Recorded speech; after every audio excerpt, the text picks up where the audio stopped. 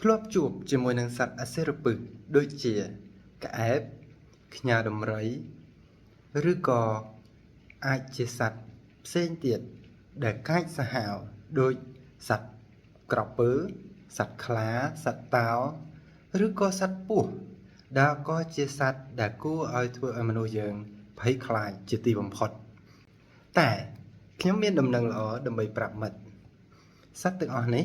ពិតមែនឥឡូវនេះវាមានទ្រនិចវាមានក្រចកវាមានធ្មេញធំតែនៅថ្ងៃខាងមុខពេលដែលព្រះយេស៊ូវយាងមកវិញ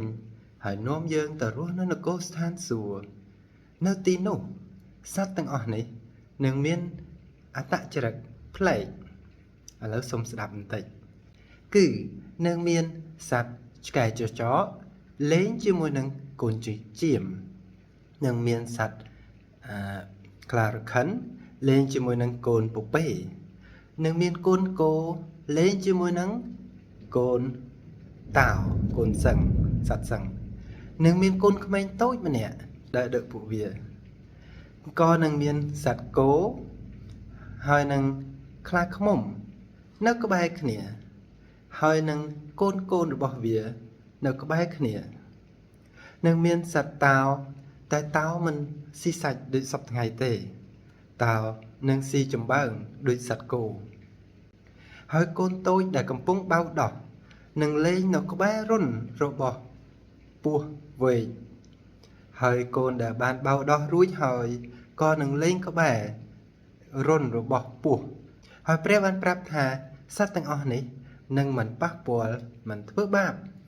អ្នកនៅទីនោះទេមួយយ៉ាងទៀតទ្រនិចក៏បានប្រៀបធៀបក្នុងព្រះគម្ពីរ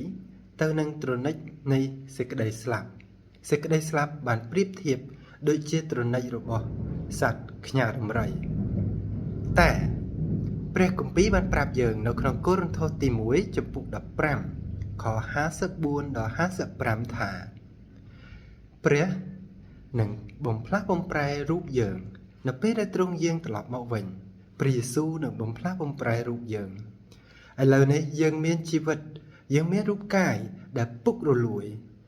ហើយរូបកាយនេះក៏មិនថិតថេរទេតែពេលនោះព្រះទ្រង់នឹងបំផ្លាស់បំប្រែ